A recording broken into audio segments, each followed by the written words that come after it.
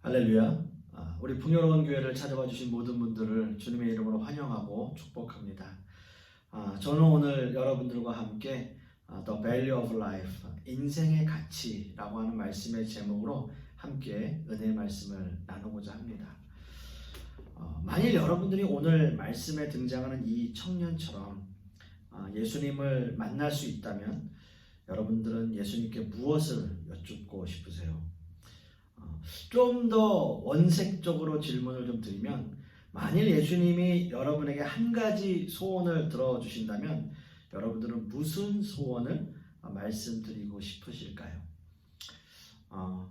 로또 번호를 알려달라고 할 수 있을까요? 아니면 어떻게 하면 돈을 좀 많이 벌 수 있을지 여쭤볼까요? 아니면 어디에 투자를 해야 좋은 자리에 투자를 할 수 있는지, 이런 것들을 여쭤볼 수 있을까요? 결국 이 질문은 나의 인생은 무엇의 가치를, 또 어디에 가치를 두고 사는지, 그것에 대한 문제 아니겠습니까? 그것이 돈인지 권력인지 또는 명예인지, 사실 어떤 의미에서 이 모든 것들이 삶에 있어서 가치가 있죠. 돈, 명예, 권력, 어느 것 하나 삶에서 가치가 없는 것은 없습니다. 오늘 본문에 등장하고 있는 부자 청년은 어느 정도는 사회적으로 성공한 청년처럼 보입니다. 모든 율법을 지키려고 노력했고, 또 부도 어느 정도는 축적한 사람처럼 보입니다. 그런데 참 재미있는 것은요, 어떻게 보면 걱정과 근심거리가 전혀 없을 것처럼 보이는 이 청년이 무엇이 부족해서 예수님을 찾아온 것일까요? 얼마 전 인터넷 뉴스를 보면서 참 안타까운 사연을 접한 적이 있습니다. 또 때로 조금은 좀 놀랍기도 하고요.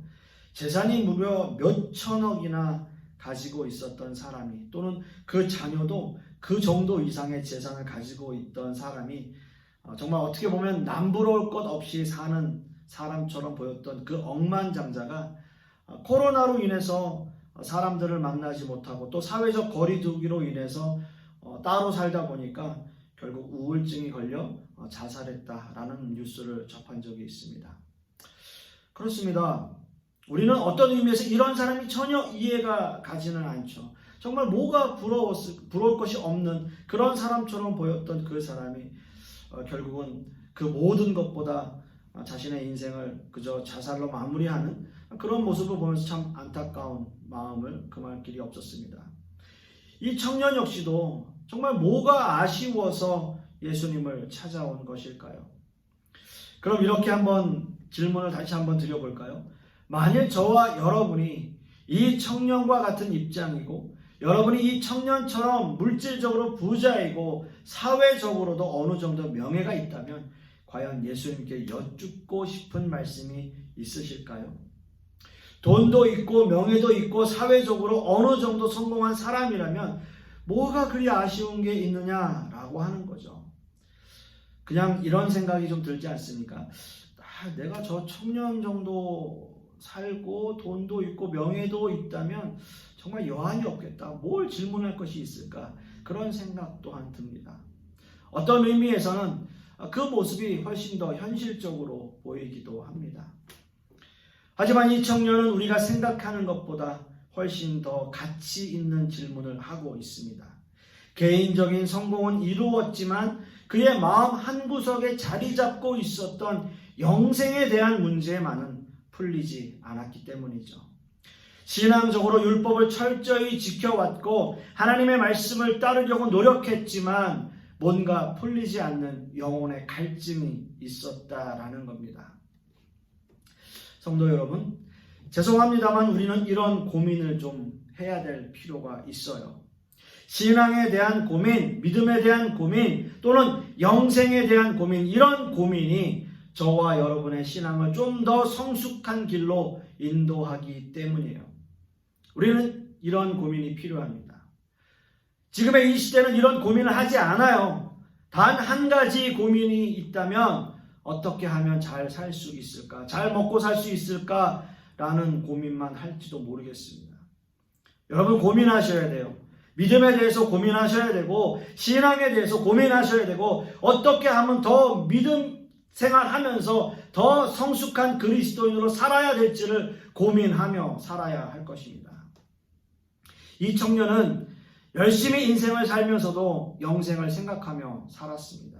말하자면 열심히 살면서도 믿음을 지키려고 노력했고 신앙을 지키려고 노력했고 어떻게 하면 더 의미 있는 삶을 살지를 노력했던 그런 사람이었습니다. 유대인들에게 재물은 하나님의 은혜의 상징이었습니다. 재물은 하나님이 인간에게 주시는 축복이라고 굳게 믿고 있는 것이 당시 유대인들의 기본적인 사상이었습니다. 따라서 많은 랍비들이나 율법학자들, 서기관들 이런 모든 사람들이 말하기를 율법을 잘 지키고 준수하면 하나님께서 물질의 축복을 주시고 영생 또한 허락하실 것이다 라고 가르쳤고 또 그렇게 믿고 있었어요. 그러나 그럼에도 불구하고 자신이 그렇게 열심히 인생을 살아왔음에도 불구하고 이 청년은 예수님께 달려갔던 거예요. 뭐가 부족하다고, 무엇이 부족하다고 예수님께 달려가고 있는 것일까요? 어떤 의미에서는 그의 마음 한구석에 자리 잡고 있는 그 허한 마음, 비어있는 그 마음, 그것을 느끼고 있었기 때문 아닐까요? 율법적으로 부로, 명예로 채워지지 않는 무엇인가가 그에게 있었다라고 하는 사실입니다. 오늘 우리가 읽은 본문 말씀 17절 말씀을 다시 한번 보시면 예수께서 길에 나가실새 한 사람이 달려와서 꿇어 앉아 묻자오되 선한 선생님이여 내가 무엇을 하여야 영생을 얻으리이까? 라고 말씀하고 있어요. 이 부자 청년은 그 당시에 부자였고 관원이었고 남들이 보기에는 부러울 것이 없는, 부족함이 없는, 가진 것이 많은 사람이었음에도 불구하고 예수님께 달려와서 무릎을 꿇었습니다. 과연 저와 여러분이 이 청년의 입장, 이 청년의 상황이라면 예수님께 그것도 그냥 온 것이 아니라 달려와서 그렇게 다급하게 무릎을 꿇고 예수님께 여쭐 일이 있을까요? 또 그렇게 할 수 있었을까요? 아마도 그건 쉽지 않은 일일 겁니다. 여러분, 우리는요, 조금만 어려워지면 기도하고 울고 불고 난리를 치다가도 조금만 우리의 상황이 좀 편해지면 언제 내가 그랬냐라는 듯이 게을러지는 것이 인간의 본성이에요. 일반적인 교회 목사님들은요, 새벽 예배에 쭉 안 나오던 분이 갑자기 나오면 덜컥 겁이 난대요. 반가운 마음이 아니라 아유, 저분 혹시 집에 무슨 일이 있으신가? 혹시 무슨 걱정거리가 있으신가? 라는 생각이 먼저 든다라고 하는 거예요. 그렇습니다. 그런데 여러분, 오늘 본문 말씀을 보시면 이 청년은 좀 달랐어요. 사회적으로 개인적으로 부족함이 없어 보이는 이 청년, 근데 그렇게 다급하게 달려와서 예수님께 무슨 할 말이 있을까 생각되지만 이 청년은 예수님께 달려와 무릎을 꿇고 자신의 인생에 있어서 중요한 질문, 그것을 예수님께 여쭙고 있습니다. 돈, 명예, 권력이 있었지만 마음 한구석에 자리 잡은 무언가를 위해서 예수님을 만나고 싶었던 거예요. 여러분, 이것은 무엇을 의미하는 것일까요? 그것은 자신이 지키고 있는 율법으로, 부로, 명예로 영생에 대한 답을 얻을 수 없었다는 것 아니겠습니까? 그래서 너무나 답답한 마음으로 예수님께 달려와 무릎을 꿇었다라고 하는 거죠. 그리고 그 청년은 예수님을 선생님이여 라고 부르고 있습니다. 영생에 대한 궁금증은 있지만, 영생에 대해서 궁금하긴 하지만 아직은 예수님을 그저 자신에게 가르침을 주는 선생님으로 호칭을 하고 있는 거죠. 아직은 예수님을 내 인생을 구원할 구세주로 받아들이고 있지는 못하고 있는 모습인 겁니다. 그래서 예수님께서 이렇게 대답을 하세요. 18절과 19절 말씀에 예수께서 이르시되 내가 어찌하여 나를 선하다 일컫느냐? 하나님 한 분 외에는 선한 이가 없느니라. 네가 계명을 안 하니 살인하지 말라, 간음하지 말라, 도둑질하지 말라, 거짓 증언하지 말라, 속여 빼앗지 말라, 내 부모를 공경하라 하였느니라 라고 말씀하고 있습니다.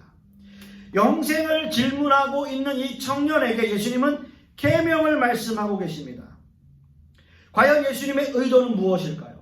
그 당시 관원이었고 율법을 공부한 사람이라면 모두가 다 알고 있는 계명들이에요. 물론 모든 계명을 빠짐없이 지키는 일은 불가능한 일이지만 그 시대에 이 정도의 신분과 위치에 있는 사람이라면 누구나 알고 있고 또 지키려고 노력하고 있는 사람임에는 틀림없습니다. 어떤 의미에서는 정말 기대했던 것보다 정말 달려와서 무릎을 꿇고 예수님께 질문한 그 마음보다 되게 뻔한 대답을 하고 계시는 예수님의 모습을 보고 있습니다. 그러나 예수님은 이 청년에게 네가 영생에 대하여 묻느냐? 네가 계명을 알지 않느냐? 그럼 계명을 지켜라. 그 계명은 다름이 아니라 네가 삶을 통해서 보여주고 있는 그것이다 라고 말씀하고 있는 거죠. 그렇습니다, 여러분. 예수님께서 나열하신 그 모든 계명들, 살인하지 않는 것, 간음하지 않는 것, 도둑질하지 않는 것, 거짓말하지 않는 것, 남 속이지 않는 것, 부모님을 공경하는 것, 이 모든 것을 지키면 그래요, 영생 얻을 것입니다 라고 말씀하고 있는 거예요.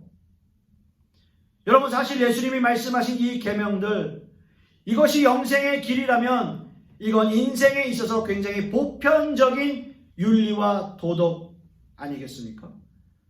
이건 보편적인 일들이에요. 그렇습니다. 그 당시 율법을 가르칠 때도 이런 보편적인 윤리와 도덕을 지키는 것이 영생의 길이라고 가르쳤던 거죠.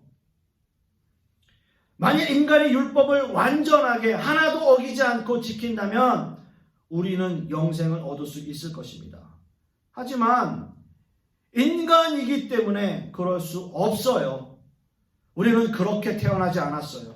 태어나면서부터 죄의 본성을 가지고 태어났기 때문이에요. 아마도 이 청년의 고민은 그것 아니었겠습니까? 아무리 열심히 계명을 지키려고 노력해도 안 되는 것이 있잖아요. 아무리 열심히 신앙을 지켜도 한계가 있잖아요. 그럼에도 불구하고 이 청년은 열심히 살았어요. 열심히 계명을 지키려고 노력한 청년이었습니다. 여러분, 여러분의 인생을 어떻게 사느냐 참 중요합니다. 천국은 이 세상의 끝과 맞닿아 있다라고 이야기해요. 이 세상에서 어떻게 살았느냐, 그것이 여러분의 영생의 삶을 좌우한다라는 거예요. 오늘 본문의 부자 청년은 이 세상에서의 삶도 열심히 살려고 노력한 청년이었어요.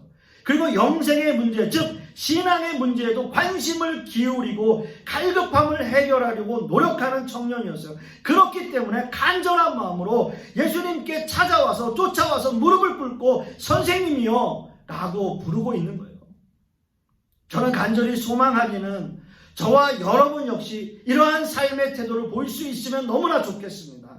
이 세상에서도 그리스도인다운 모습으로 열심히 살기 위해 노력하는 거예요. 그리고 믿음과 영생의 문제에서도 고민하며 그것에 관심을 갖고 정말 예수님께 부르짖어 기도하는 우리들의 모습이어야 될 것입니다. 그것이 진정한 성도의 모습일 겁니다. 그러나 의외의 대답을 하시는 예수님께 이 청년은 당당하게 이렇게 대답합니다.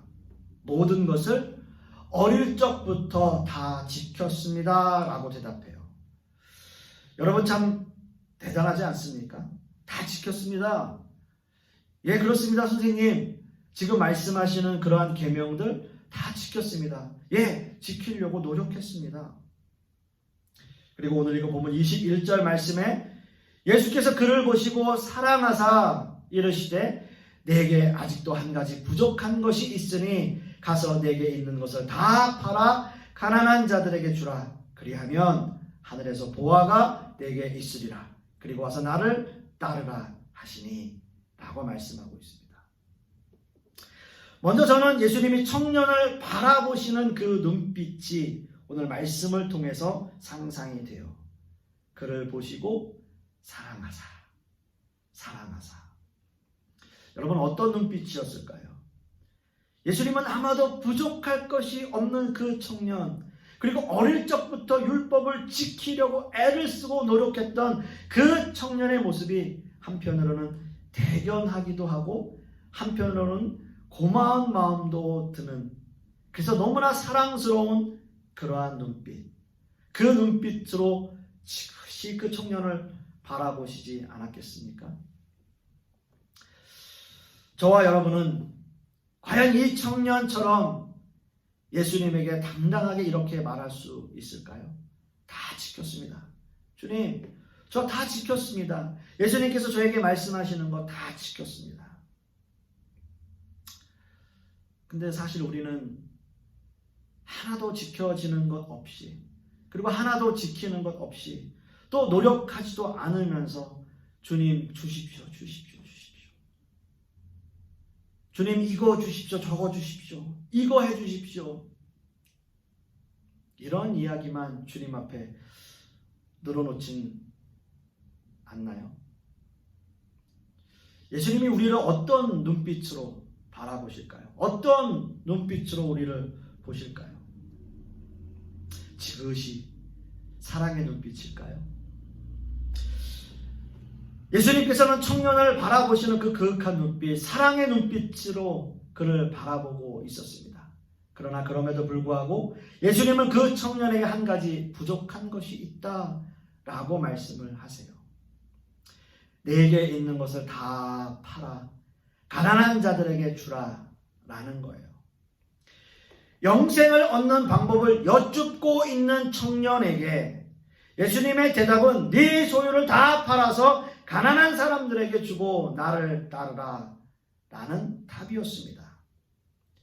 재물이 많았던 청년, 어려서부터 하나님의 율법을 잘 지키려고 성실히 노력하며 모았던 모든 재산들, 당시의 사회적 통념으로 이 청년은 하나님께 축복을 많이 받은 사람으로 간주되었던 사람이었습니다. 왜냐하면 물질의 축복은 하나님이 주시는 것이므로 또 부자는 하나님의 축복을 받은 사람이라고 하는 개념이 있었기 때문이에요.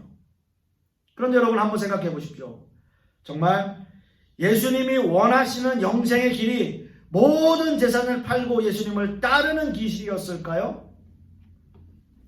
여러분 이런 성경 구절 때문에 많은 사이비 종파들이 신자들에게 재산을 다 헌납하고 공동생활을 하면서 이상한 신앙을 가지는 그런 모습의 사람들이 참 많이 있습니다.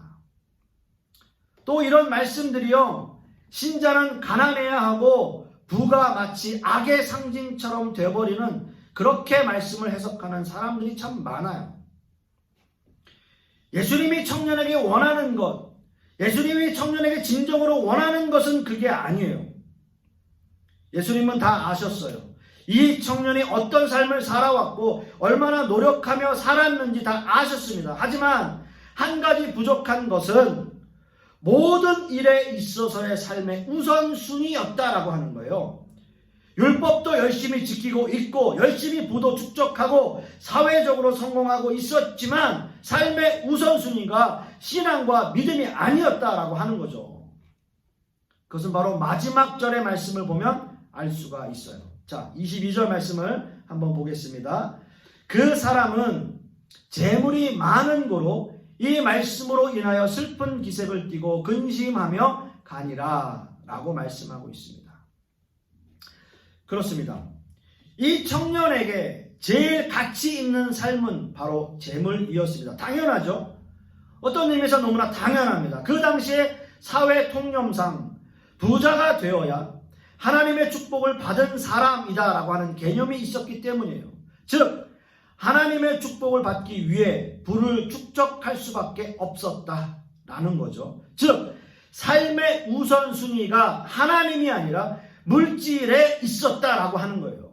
그래서 본문에 재물이 많은 거로 라고 말하고 있는 겁니다. 오늘 이 본문은 재물이 신앙에 어떤 영향을 주는지 말하고 있는 것이 아니에요. 돈, 명예, 권력, 이 모든 것이 인생에 가치 있는 것들이라고 말하고 있는 건데, 하지만 중요한 것은 어디에 더 가치를 두고 어디에 더 우선순위를 두고 사느냐 하는 것이 너무나 중요하다라고 하는 거예요. 돈이나 명예나 권력이 당연히 인생에 가치가 있죠. 하지만 어디에 더 우선순위를 두고 있느냐라고 하는 거예요. 사랑하는 성도 여러분, 이 시대를 보면 예수님을 찾아온 청년의 모습 같은 그러한 신앙인들이 너무나 많아요. 겉으로 보기에는 신앙심이 있어 보여요. 영생을 갈구하고 있지만, 하지만 자신의 것은 하나도 내려놓지 않으려고 믿음만 외치고 있는 사람들이 너무나 많다라고 하는 거죠. 삶의 우선순위에 믿음과 신앙은 첫 번째가 아니에요. 그들에게 하나님이 여러분에게 모든 소유를 팔아 교회를 섬기라고 하지 않으십니다. 오늘 말씀을 그런 식으로 해석하신다면 그건 성경 해석에 대한 오해예요. 모든 사람들이 예수님의 제자가 되라 라고 하는 것 역시 아닙니다. 가뜩이나 목사가 넘쳐나는 이 시대에 우리 그런 생각할 필요 없어요.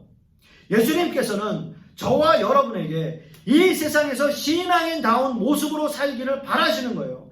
열심히 이 세상을 살아가지만 신앙 그 자체가 나의 삶의 우선순위가 되기를 원하시는 거죠. 삶의 우선순위가 믿음과 신앙이 우선인 신앙인, 그리스도인, 그것을 말하고 있는 거죠. 성경에는 이 청년처럼 예수님을 만나고 변화돼서 자신의 재물을 어려운 사람들에게 나누어 주고 자신이 부당하게 축적한 재물을 4배로 갚은 사람이 있어요. 예, 그렇습니다. 바로 삭개오라고 하는 인물이에요. 삭개오나 청년 둘 다 부자였고요. 둘 다 예수님을 만난 사람들입니다. 그러나 예수님을 만나고 난 이후에 두 사람의 모습은 완전히 달라요. 여러분, 삭개오는 어떻습니까? 지금까지 자신의 삶의 우선순위였던 그 물질들을 다 내려놓고 그리고 신앙을 자신의 삶의 최우선순위에 올려놓았던 사람이에요. 그러나 그 청년은 달랐어요. 자신의 삶의 우선순위에서 재물을 내려놓을 수 없었던 거예요. 결국 그 청년은 근심하며 예수님을 떠나가요. 예수님은 이 말씀을 통해서 결코 부자가 예수님을 믿기 어렵다거나 부자가 영생을 얻기 힘들다라는 말씀을 하시려는 것이 아닙니다. 중요한 것은 삶의 우선순위가 어디에 있는가? 내 삶의 가치가 어디에 있는가? 내가 가지고 있는, 내가 생각하고 있는 이 모든 삶의 가치가 어디에 있는가? 우선순위 문제예요. 사랑하는 성도 여러분, 삶의 우선순위에서 신앙을 첫 번째로 두어야 합니다. 제가 미국에서 졸업한 아주사 신학교, 아주사 패시픽 유니버시티, 그 교회의, 대학교의 첫 번째 모토는요, God first. 하나님 먼저예요. 하나님 먼저. God first. 모든 면에서 하나님이 먼저이고 하나님이 첫 번째라는 의미입니다. 저는 오늘 말씀을 통해서 저와 여러분의 삶에서 하나님이 먼저이고 하나님이 첫 번째가 되는 신앙인의 모습이 되기를 간절히 소망합니다. 예수님은 그 청년을 사랑의 눈빛으로 바라보셨어요. 너무나 지극히 사랑의 눈빛으로 바라보신 거예요. 하지만 그 청년은 근심에 잠긴 얼굴로 예수님을 떠나갑니다. 이 말씀이 우리에게 주는 의미는 너무나 크죠. 무엇이 여러분의 삶에 가장 가치가 있습니까? 무엇이 여러분의 삶의 최우선순위입니까? 믿음과 신앙입니까? 저는 간절히 소망하기는 이번 한 주간도 우리의 삶의 가장 우선순위는 신앙과 믿음임을 다시 한번 생각하고 그러한 삶의 모습으로 살아가는 저와 여러분들이 되실 수 있기를 간절히 소망하겠습니다. 기도하겠습니다. 아버지 하나님, 오늘 이 부자 청년이 예수님을 만난 그 모습을 보면서 혹시 그 모습 속에 내 모습이 비춰지진 않는지 다시 한번 생각하게 됩니다. 우리가 인생을 살아가면서 무엇에 가장 가치를 두고 살아가는지 다시 한번 생각하게 하여 주시옵소서. 이 세상을 신앙인으로 살아감에 있어서 무엇이 나의 삶의 최우선순위인가, 무엇이 내 인생에 가장 가치가 있는가를 다시 한번 생각하게 하여 주시옵시고, 믿음과 신앙을 내 삶의 최우선순위에 두며 살아가는 우리 모든 성도님들 되게 하여 주시옵소서. 이번 한 주간도 그렇게 살기를 소망하며 예수 그리스도 이름 받들어 기도드렸사옵나이다. 아멘.